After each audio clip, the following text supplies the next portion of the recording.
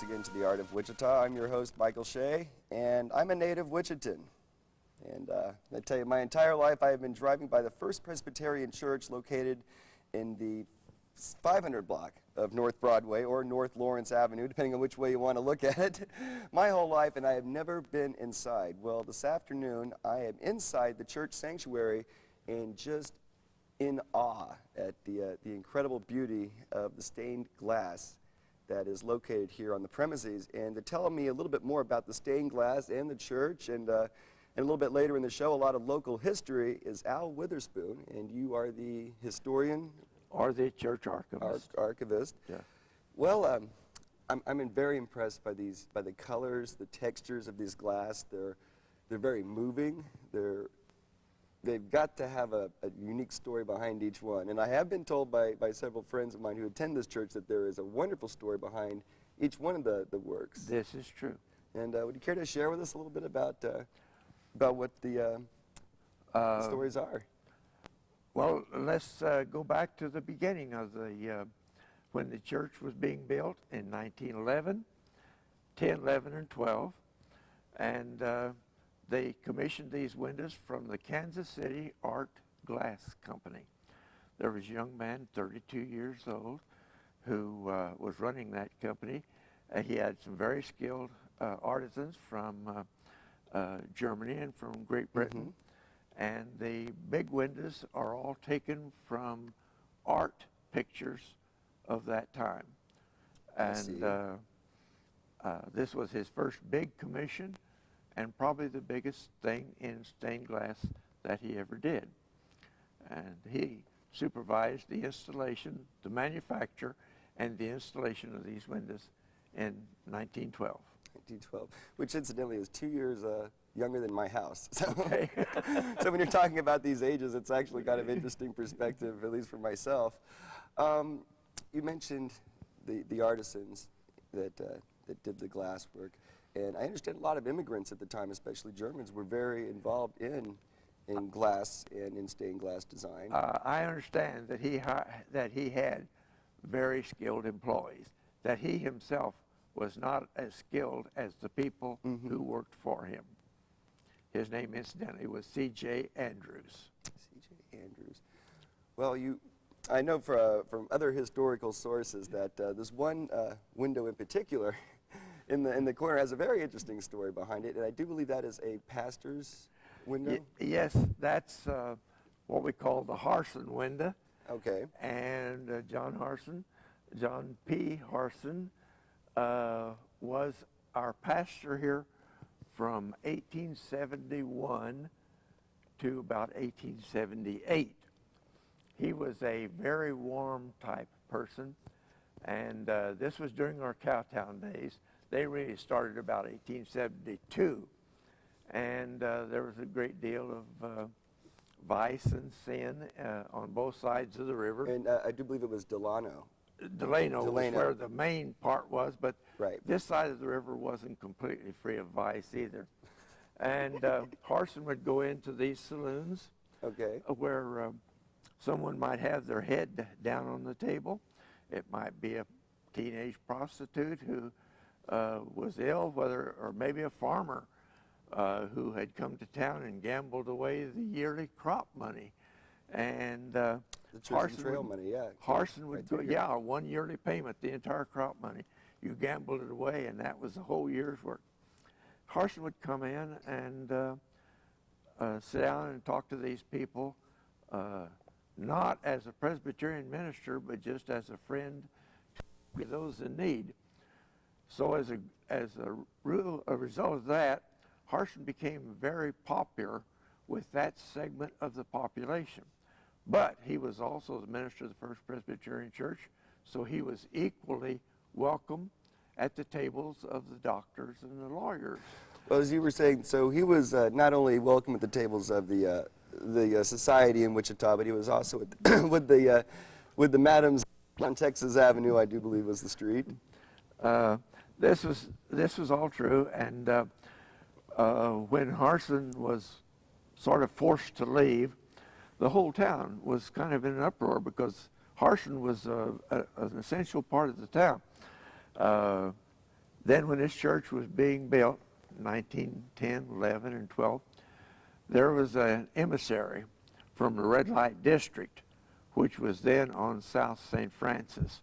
And the Carey House, now known as the Eaton, was right there on the corner at the edge of that area.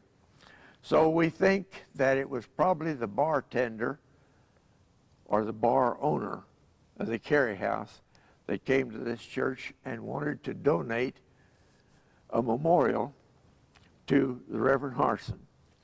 And we don't know who made the decision, but the decision was made to have that stained glass window.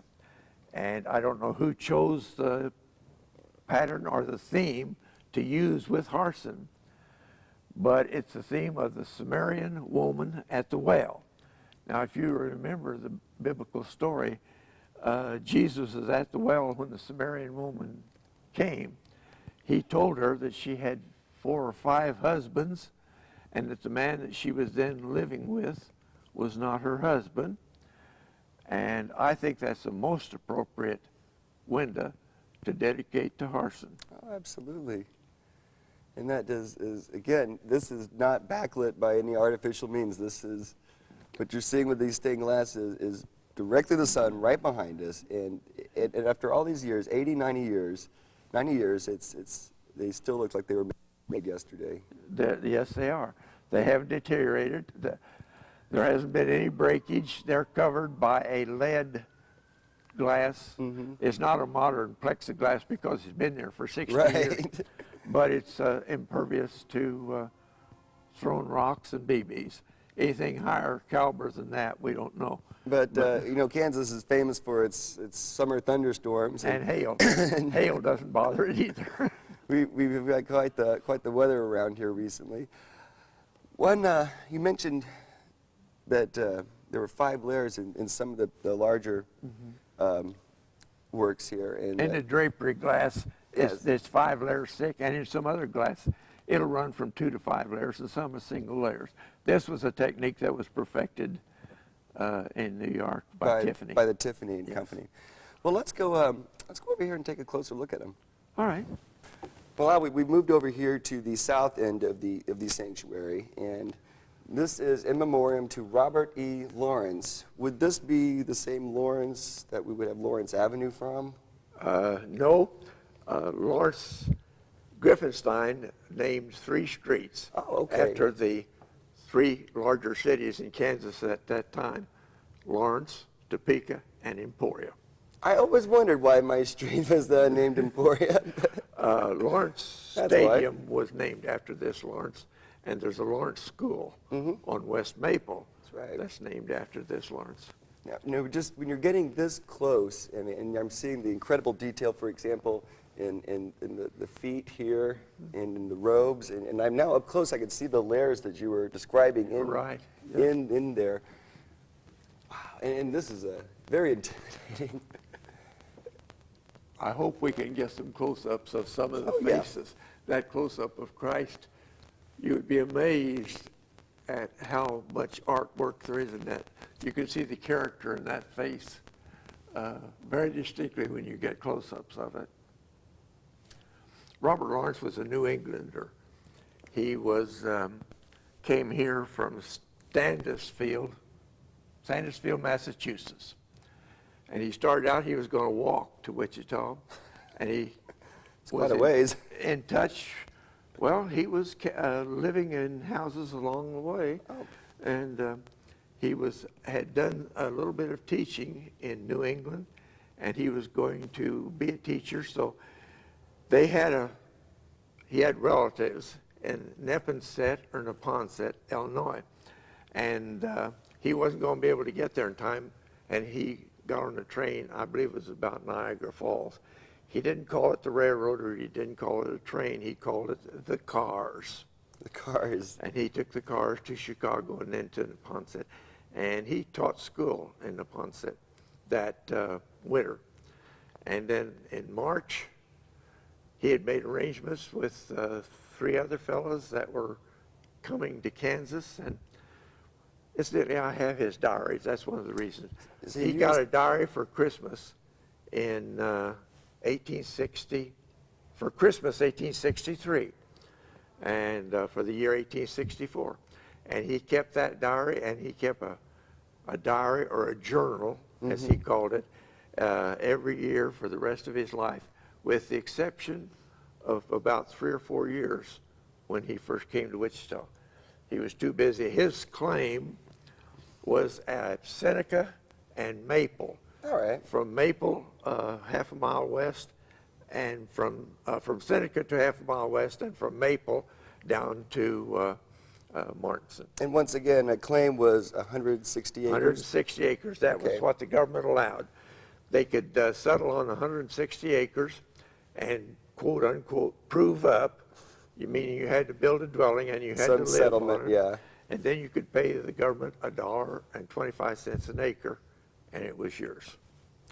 Wow. And once again, as the church historian, and you've read Mr. Lawrence's journals, of all the pastors that you've had here, how many would you say there were in all? There's 16 senior pastors. 16 senior pastors? Okay. Yes. We divide our church history into each of those pastorates, our tours of duty of the senior ministers. Okay. And once again, you mentioned a very interesting fact here before the show got started, was that this church is 10 days or 11 days? This church is 11 days older than Sedgwick County. Okay. We signed our charter on Sunday, March the 13th of 1870. Sedgwick County came into being on March the 24th, and the city of Wichita came into being on or about the 23rd of July of 1870. Wichita came into being by the signing of petitions. There was 124 citizens signed a petition to make Wichita a city of the third class. 123 men and 1 woman. The 1 woman was the widow McCarthy, Catherine McCarty. And Catherine McCarty, of course, was the mother of the boy who was later known as Billy the Kid. That's why that name sounded a little familiar to me. I was like, I've heard that somewhere before. She and her boyfriend attended this church. Her boyfriend was a Presbyterian. And when they left Wichita and went to New Mexico, they were married in a Presbyterian church in New Mexico. Okay. But they went to New Mexico for her health. And she did. Consumption drove a lot of people to the southwestern climates, part of the country. Yeah. And she died soon after they got to New Mexico. She didn't live for very long after they got there. Fascinating history. And once again, when Wichita was settled, there were actually several areas. You mentioned the Munger settlement, which was further up north on Waco, which is where the small house that you see at Cowtown, the Munger house was built located. There. That's right. Very close to there. Now, if you look fairly closely at some of your little play cards here in town, I do notice that there is a stone monument at 2nd and Water Street from the church, and there is also, I believe at 1st and Broadway, there is another marker. That's right. And you mentioned the third one, which was on 12th and Jefferson. Now, how do those three... 12th and Jackson. Jackson. How do those three intertwine? Okay, the stone at 12th and Jackson was erected jointly by the Wichita Public Schools and this church. There's a stone there that was originally on the parking, but during urban renewal, they purchased that house and moved it off, and they've made a small mini park there, and they've moved the stone back into the middle of that park. Okay. And that's the first marker. The marker at 2nd and Wichita, we erected in 1995 on the 125th anniversary of the founding of this church. The marker that you mentioned that is at Broadway and First, or Broadway and Lawrence as it was known during the earlier times, is where our brick church was. Okay. We've worshiped in 4 major locations, and the Cowtown Church was the second location. I was going to get to that one, yes. All right. The brick church was our third location, and this, of course, is our location today, and we've been here since 1912. And once again, if you go to Cowtown, you can see it's a very, as compared, of course, to this facility, it's a very simpler facility than what we're standing in. Was that pretty common architecture for a church at the time in 1870? It was very common, and we think of it as a pretty primitive church. But Murdoch described it as elaborate and worthy of the congregation that built it. So it all depends on the time and place as to what's really fancy and what's not. Okay. We think of that church as being, very average, but. And speaking of that church, does the congregation here maintain and upkeep that facility, or Actually, do they hold other functions in there? We do. Actually, we sold it to the Catholic Church, and so both the Catholics and the First Presbyterian Church lay claim to that church. Okay. And we jointly we each contributed $4,000 a few years ago to put in a new heating and air conditioning in the church. And the Catholic Diocese and this First Presbyterian Church contribute $500 a year to a trust fund to keep the church painted. Paint, I think roof, the stuff like last that. expense we had was the chimney was falling down, and I think it cost us over $1,000 to rebuild the chimney from the roof line up. Well, I'm reconstructing my house now. That's a fairly good deal, trust me. Well, let's now wander upstairs a little bit and Okay. talk about some of this, again, some more of this incredible stained glass, but not only that, but the architecture that you're seeing. Once again, this is the building that you see in downtown Wichita that has, what you might say, a crown on the top. That structure up there, the minister refers to it as the dome or the crown. If you're a church architect, you would call it the lantern. The lantern, I didn't know that. That's very interesting. Well, Al, we're upstairs, I guess, in the mezzanine of the sanctuary, and the seats. First thing that comes to mind, they look very similar to the seats that I see in the Orpheum. Are these the original seats that were built in 1912? No, they're not. The pews were changed in 1960 and modernized. Okay. When you look down to the sanctuary, you see that there are now 4 sections, and there's also a center aisle. Originally, there was 5 sections of seats, the biggest section being in the middle, but there was no center aisle.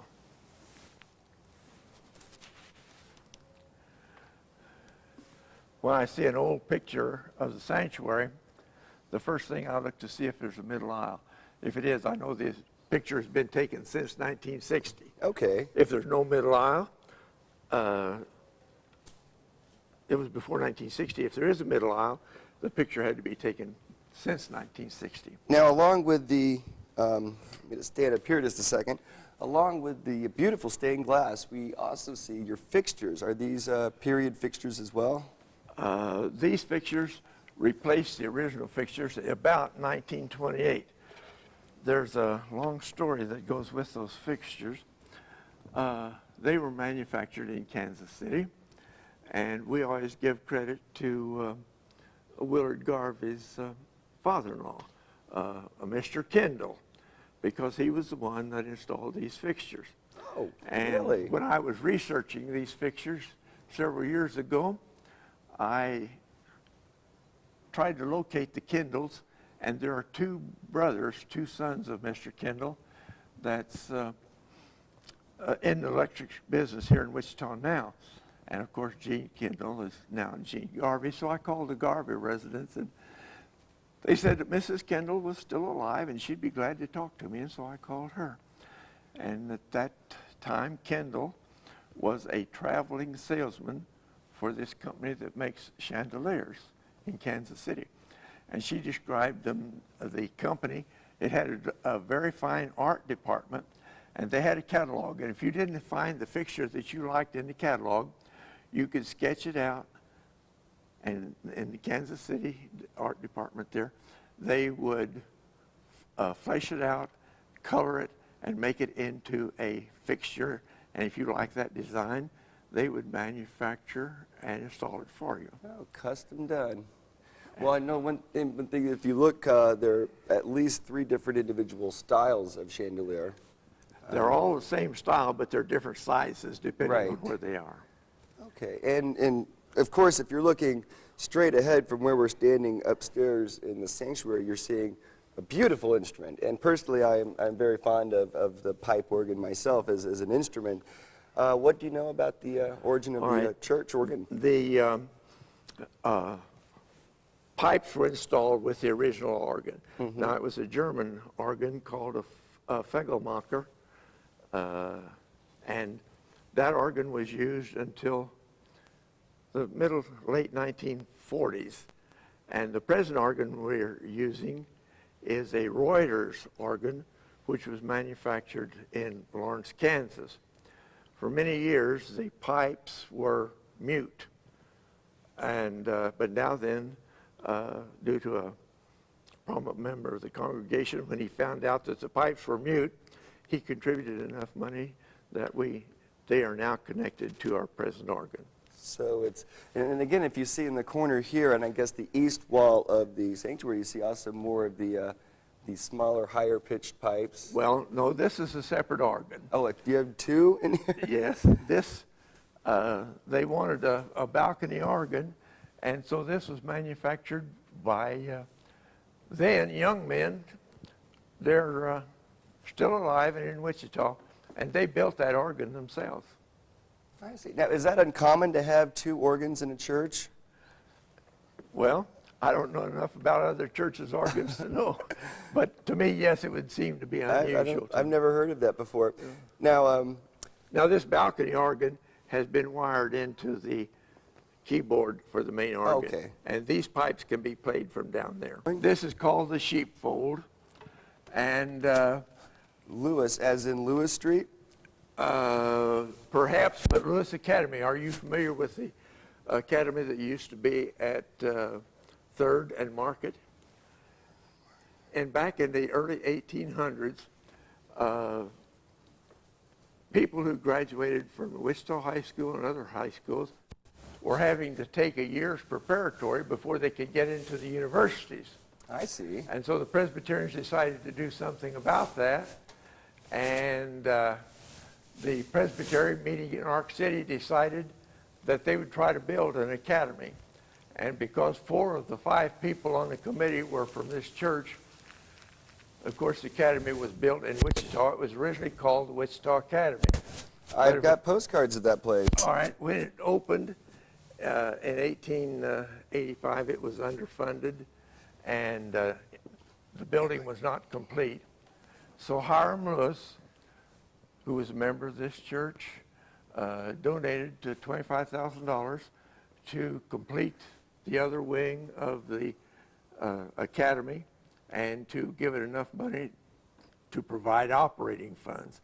And so the academy was renamed from the Wichita Academy to the Lewis Academy. And many prominent Wichitans graduated from the Lewis Academy. This particular window, if you'll notice above Jesus' head, there are two small turtle doves. And we think the story behind that is when people are married down by the pulpit, when they turn around to leave and come up the center aisle, the first thing they're going to see are those 2 little turtle doves who are the symbols of eternal wedded bliss. Now, of all the hundreds of couples that have been married in this church, we often wonder if any of them had ever noticed that. have ever noticed the turtle doves. There was a lady and her husband came in with their daughter a few months ago, and they had been married in this sanctuary a long time ago, and their daughter was considering getting married in the sanctuary. And I asked her if she had noticed the turtle doves, and she looked up and she said, "I didn't even know there was a window up there." Okay. Now, once again, if we turn over here, and if Mike can just swing around there, I'm seeing another view of these windows. And once again, we're going back to the south end of the building. They're almost 3-dimensional looking. I'm almost seeing several layers, like above the trees, above where Jesus is. There's a little idiosyncrasy about that window. If you count the disciples, there are only 11 disciples there. And in the upper left-hand corner of the bottom part of the window, you'll see a disciple with his head turned away. There's always been a discussion, is that doubting Thomas? He's not looking the way all the rest of the disciples are looking. And only 11 disciples, that must mean that was after the Garden of Gethsemane, and Judas is probably the one that's missing, and he's probably already hung himself. And this other window, in the Mead window over on the north side, there are 12 disciples. So Matthias has joined the disciples there because now there are 12 of them. Now, you mentioned Mead. Would that be J.R. Mead? That's J.R. Mead, yes. One of the city founders? Yes, yes. He was a pastor? No, this was that's a big window. That's not the pastors. Okay. The big windows were for the lay people. The little windows were for the pastors. I've got those mixed up. Okay, well, J.R. Mead's father and grandfather were Presbyterian ministers. Okay. And so J.R. Mead originally joined the Episcopal Church, which was in his claim. See, Mead's claim ran from Broadway over to Washington, from Central down to Douglas. And so that's where the Episcopal Church was, and Mead was a member of the Episcopal Church to start with. But his third wife was a young lady named Fern Hoover, who was a member of this church. And when he married Fern Hoover, then he came into the Presbyterian Church. Although he had been born a Presbyterian, he wasn't practicing Presbyterian until the latter part of his life. He was in his 60s when he married Fern Hoover. She was 19 years old. Oh, okay, May December. Now you'll notice this is a different balcony or a different configuration on this tower. And there is an escape hatch up there. Is that for maintenance of the roof? That goes into the bell tower, but I've never known anybody to go up into it. So the bells here are still ringing? Well, the bells were up on the crown, and they were removed several years ago, and we still hear the bells because they were on recorded, and they play them on the organ. Oh, okay. But the actual bells are no longer up there. Okay, were they probably, a lot of them were sold during the war for medals, so. No, the chimes are still around. All the mechanical equipment has been taken off of them. But the chimes are out at the church camp. They're played by hand now with a hammer. Was this facility that we see currently in the 500 block of North Broadway, was this built entirely during those 3 years, or was there ever any additions added on to later? Not to this main sanctuary building. Okay. It was, the cornerstone was laid here on November the 13th of 1910, and it was dedicated in the fall of 1912. But this building, the outside of it is just as it was in 1912, except for the front steps. They have been altered. Okay. And of course, the sanctuary was remodeled in 1960. Well, I'll take that back. There was originally gates across the front of it. Okay. And then the gates were removed, and there was a movement here a few years ago because so many transit and street people were coming up here at night, and they were going to put the gates back up because they were not only sleeping here, they were using it for a bathroom, and it was, but they've installed some lights out there that come on when people come up here at night, so that's kind of taking care of that problem. I've always been kind of curious about the design itself. Was there one particular architect, or was this a firm? Who usually would have designed and drew the plans for a large facility like this 100 years ago? Yeah, the building was designed by a firm of church architects, a pretty well-known firm. by the name of Nicholas and Badgley of Cleveland, Ohio. And incidentally, one of the local architects showed me a history of one of those people, either Nicholas or Badgley, and this church was mentioned as one of his better works during his career. Now, from down here, we can see directly up into the lantern or the ground, whichever way you want to look at it. Is it possible to go up there? It's a very difficult, yes, you I can go noticed up there. if you drive by, you'll see a ladder going outside to the... To the upstairs, Yeah. to the outside. Yes, there's a doorway that you can't see that's on the west side. And you go up over the choir loft and the organ, and you get up there and all the lumber, and there's a walkway that comes from there out to the, and I've been there, but not in the last few years. It's, That sounds pretty... to me, it's kind of perilous to go up That there. sounds kind of scary to me, too. Now, have you ever had any problems with age? I mean, I understand that personally my house is about as old as this church, and we're always constantly doing work with the foundation and the roof and things. Given a spectacular architecture like this, have you ever had to do any major renovations to the actual structure of the building? Not major renovations, because we do renovations, maintenance renovations constantly. When cracks appear, why the church is tuck pointed, and it's a very expensive proposition to keep this church in the condition that it's in. I consider it to be an excellent condition, but our maintenance budget on our facilities is huge. I can imagine. Now, tell me more about this woodwork itself. Was this goat's oak, and was this milled locally, or was this imported from another state? You know, this I don't know, because the records on the building of this church are very sparse. Now, they should be in the trustees' records, but the trustees' records records very little. So we think there was a separate set of records kept on the building themselves, and somewhere over the years before we had an archives, I think those records have been destroyed. They were stored, there was a lot of records stored up in the room that I was talking to you about at the head of the stairs. And one of our ministers, who's referred to as a better housekeeper than historian, took the janitors up there one day and threw all that stuff out. And we think, we don't know this, but we think that may have been where the records were kept on the construction of this church. I see. Incidentally, this church, this building, the sanctuary building, was constructed without a senior minister and without a general contractor.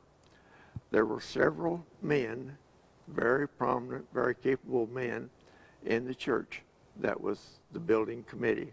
Each one had a separate job. One was buying materials, one was keeping track of the money, and so forth. So on, yeah. And you always hear of the fact that a camel was the result of a committee that was going to construct a horse.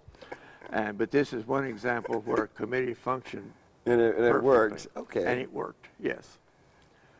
So do you have any particular one favorite part or a favorite object or design in the sanctuary? In the sanctuary. Or a favorite window or a favorite part of it? Well, as I say, that's my favorite window because I know so much more about Robert Lawrence than all three of our big windows. They're incidentally 19 and a half feet wide and 31 feet tall. Which, to put it in perspective, the wingspan of a Cessna is about 30 feet. So just to give you an idea how large these are.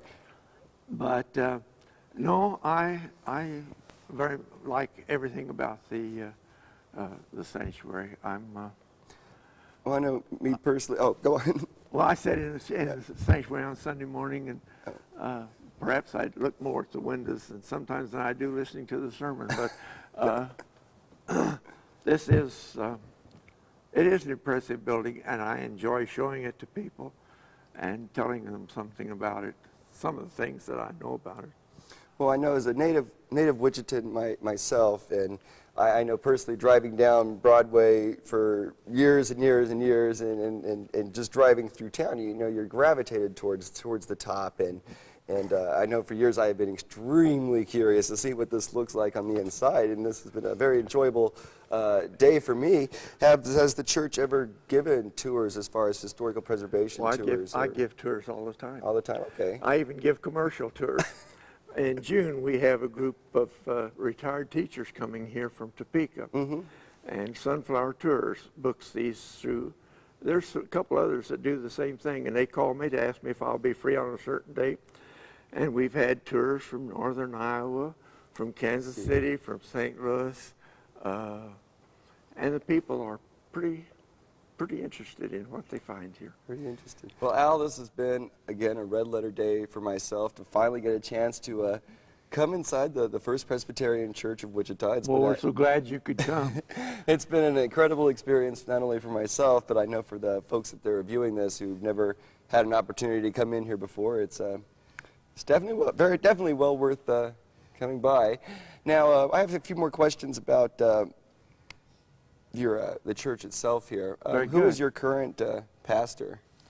Dr. Renee Menshew. Okay. Is our current pastor. He's been here now about, I think 3 or 4 years. 3 or 4 years. And approximately what's your membership here? Well, right at 1,000 members. I think the last time I noticed for sure it was about 1,011 members, from a high back in the 1950s of about 3,400. This church, like all mainline churches, loses membership. Young people particularly just don't seem to be interested in our brand of religion, if you want to put it that way. Or as the old-time religion is called. We try every way we think of to bring young people into the church to see if we can make them interested. And we have an old congregation, and we lose more people every year through death, mainly through death, than we can bring into the church. So I think last year we just about broke even, but if we did, it was the first time in several years. Several years. Well, you're not the first church to tell me that. Oh, I'm sure there's everyone that I know that's in other downtown churches or so-called mainline churches face the same problem. Now, it's my understanding that you have the corner store on the end of your parking lot. Yes. And that's fundraising for the church? It's a resale establishment called Economy Corner, and it's primarily a mission. It was established to be a mission. Those ladies over there probably give away more clothes than they sell. They honor vouchers from organizations from all over town. People come in from you name it, and they can get a complete set of clothes twice a year. They keep track of who comes in. Also, and related to the jail ministry, they keep clothes at the jail for people, they're let out with the same clothes they had when they were arrested. And a lot of times they're arrested in their night clothes. And so people come from the jail very often. My wife works at Economy Corner. Oh, okay. So I'm kind of familiar with the operation over there. She's worked there for, several years now. And it's a very worthwhile. Now, they do come out of money ahead. They fund the junior kindergarten here. Okay. And pay the teacher salaries and so forth. And they make a substantial pledge to the church every year. But they never make any money. Everything that comes in over there above expenses, and they have a paid manager and paid assistant manager. Everything else is volunteer labor. And but at the end of the year, they never have any more in their bank account than they had when they started. It's all given away. And that is, I do believe, the location of the Economy Corner is Dr. Fabric's office. That's where Dr. Fabric's home was, Home. and his office was in his home. Right. You're right. So, well, once again, let's just go right now. Let's jump into some of the local history. Now, I've gotten to kind of an idea here that the First Presbyterian Church is very closely related to the origins of our city. That's correct. And if you were to, for example, do some genealogy research about your Wichita or finding people, would the church have records of its original members in its first 30 or 40 years? Oh, yes. As I say, the church was organized on March 13th of 1870, and our first entry in our session records, or the records of the elders, is dated March 13th, 1870. So we go back to the very beginning. And what are you doing today in 2001 to ensure that in another 125, 130 years, what we are doing now will be recorded? Well, we have a nationally recognized archives, and I can't take credit for that because I'm not the archivist that started it. I've been in the archives since 1982, and the archivist since 1985. But we're constantly running across some stories, and Ruth Lawrence is an associate archivist, and also Bill Sloan is an associate archivist. And the fact is, Ruth Lawrence's husband's grandfather is Lawrence. Okay, that's in the window here behind us. There. Yeah. Actually, we're kept pretty busy by people wanting to know different things about church history or Wichita history. Sometimes we can look it up and find it. I have a personal library of books that have been published about Wichita, and most of the historians in town I know. Bill Ellington. Bill Ellington is one of my favorite people. And, one of my favorites to talk to as well. Oh, yeah. And Bill will always say, well, I don't know if I remember anything about that, but 30 minutes later you realize he remembers just about all that's known about it. But you've when you're doing this, when you're looking at church history, you're obviously looking at city history. And what would you think, looking back, of all of this research and everything you've learned since you've been doing this about 20 years? Is that correct? Since 1982. Yeah, you've been doing this about 20 years. What's the most interesting thing you've kind of unearthed or found out or discovered in doing this? I don't know that I've learned so many things. When I was trying to find out if there was a groundbreaking ceremony for this building, I can't find one, but I spent almost one whole summer in the city library in 1910, and I figured if there was anything about a groundbreaking ceremony, it would be very small and buried in the paper. So I read almost every copy of the Eagle and Beacon for 1910, and I ran across a lot of things that I didn't know anything about. I think probably Finley Ross, they say Finley Ross was the father of the city park system. Right. And I ran across an article that he wrote about how he established the city park system. And it's very intriguing, but it's a very long story. I don't know if we have time to go into it or not. Oh, sure. Well, in Wichita financial history, you know that we had a boom here in 85, 86, 87, 88. All these big houses Sure. were built during that period. Fact is, there were so many lumbermen became millionaires that those big houses up on North Broadway are referred to as Lumberman's Row. I have one of those myself. Yeah, A lumberman built my house, so how interesting is that? But then with the bust everybody had land to sell, but nobody had any money to buy it. And that was the same way in the area where Riverside Park is. Riverside Park was owned by about 3 different big banking companies who had loaned money, and then the people couldn't pay it back, and so and Finley Ross knew these people, knew the lawyers that represented them, and he made up his mind how much he would pay an acre.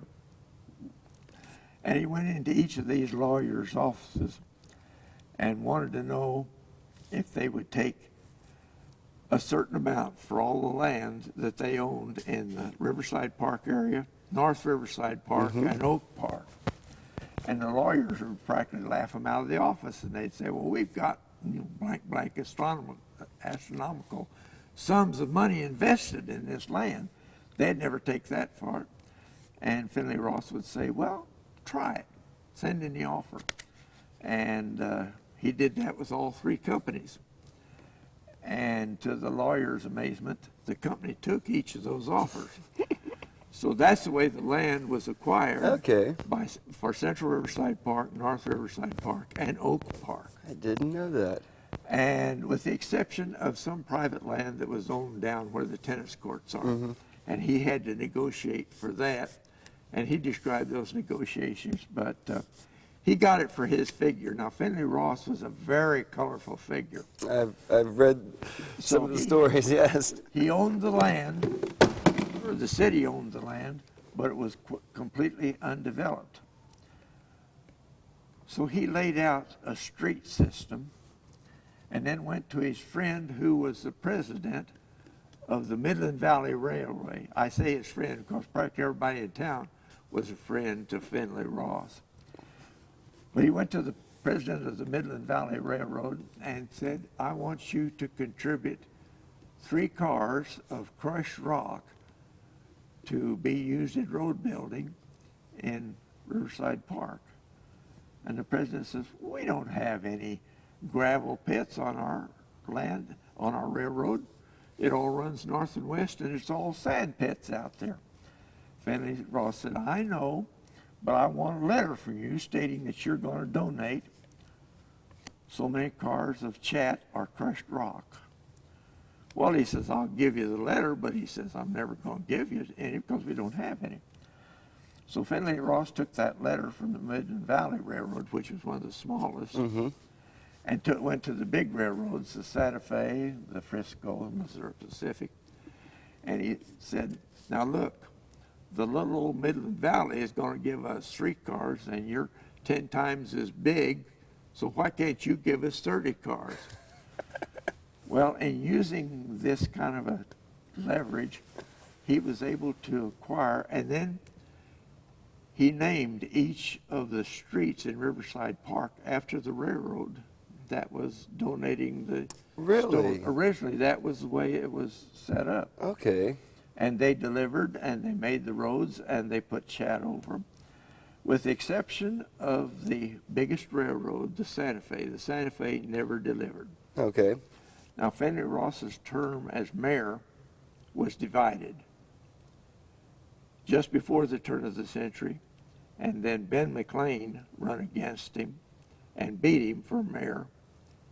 And then when they ran again, Finley Ross beat Ben McLean, so his tours of mayor were split. Right. When he came back into office, all the roads had been built except the Santa Fe. And the president of the Santa Fe Railroad was coming to town for some occasion. And of course the mayor had to meet him and escort him around. And of course by prearrangement, they went through Riverside Park on the different railroad streets. And they came to the Santa Fe, and it was unimproved, and they lurched against one another.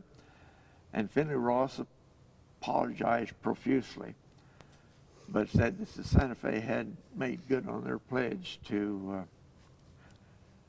provide whatever number of cars of chat or rock that they had agreed to.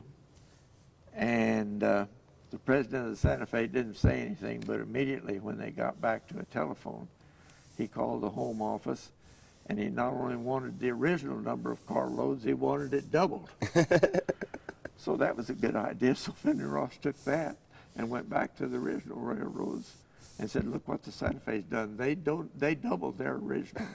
So he was able to get additional rock for the roads. I think that's very interesting. Oh, it is. And if you go to Riverside today, I mean, you can just imagine what it would have been like to have the trolleys slowly running through the park on a summer day. Yes. And of course, we would have had trolleys in front of the First Presbyterian Church. And The trolley never did run in front of the church. The nearest trolley was over on Main Street. I would have thought it would have done right down Lawrence, but It wasn't. And you talk about the street being named Lawrence Right, and Lawrence. Broadway. It had a third name oh, really, what was that? because all of these, see, Munger named all these streets that were platted out one name, and Griffenstein, Dutch Bill, he yes. had a different plat, and they each named different streets, different names. But Griffenstein took some of Munger's names, but most of them he did not. And although the name Lawrence Avenue stuck, that was Griffenstein's Right. definition, but it was called Texas Avenue by Munger. Okay. But I don't know where you'll find that on any of these plats, or very many of The them. ones I've seen of Texas is the Texas Street that was in Delano, and I do believe it's still there. Yes. Well, a lot of streets were renamed. The 4th Avenue became St. Francis Avenue Right. later There's- on. it I was always assumed 4th because Avenue of the hospital. From Douglas north, it was named St. Francis Avenue. It was because of the hospital. But the Catholics had their main church and school on the corner of 2nd and 4th Avenue. And the red light district was from Douglas south, and they didn't want St. Francis Avenue to go through the red light district. So they named the street from Douglas south after this hotel, and I can't think of the name.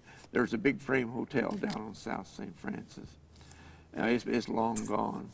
And they named that street after that hotel Okay. to start with. And then later on, when the red light district moved out of that area, St. Francis was extended on.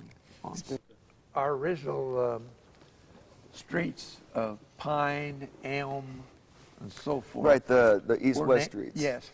And they're still named Pine and Elm, or Elm and Pine. Mm-hmm. But the third street up was named Oak Street. Fact is, we even had a Presbyterian church called the Oak Street Presbyterian Church. Okay. But when Murdoch built his house out there on St. Francis and Oak Street, that street was renamed Murdoch Street. And once again, I mentioned my house was in the Davidson edition, and there was Davidson, who was another big landowner at the time. Yes, J.O. Davidson. Fact is, there's more than one Davidson. J.O. Davidson was the wealthiest of them. He was a member of this church, and he was a banker. And J.O. Davidson built the big castle out on the river. Right. That's been torn down. That The redstone Campbell Castle. That was Not Camel Castle. It was Kirby Kirby's. Castle. Then the one we have now is the Campbell Castle. It's now right. Well, Camel Castle's a block. Yeah, on then up. that one up. The Kirby Castle was demolished, and those apartments were built there. But that was originally J.O. Davidson's home. Okay. Outside. And once again, urban renewal, I think, was one of the worst ideas ever to have happened. But In some instances, I used to think urban renewal was terrible, but they preserved one of Wichita's most historic structures, and that is the building at 2nd and Main, the almost identical to the way it looked. Occidental. The Occidental. Yes, that's right. When it was the Occidental Hotel. And I don't know if you've ever been in that. I was at building. the auction in the 70s where they sold the belongings from the homeless people. Okay. And in fact, I've got several unique pieces from that auction. The thing that I like is that big stairway. And when I go down there and I walk up that stairway, I can just imagine That building was started late in 72 and completed in 73. But by then the railroad was in, and it came in May of 72. So they were able to order materials from all over the country. Sure. And they put a lot of things into that building that they hadn't been able to put into any buildings before. With that big, broad stairway, I can just imagine those Texas cattle barons Oh, with the walking up. 2 or 3 ladies on each arm. Oh, yeah. Walking up the stairway after having a delicious meal in the dining room, because they did serve delicious meals. The menu for 1973 for that hotel is amazing.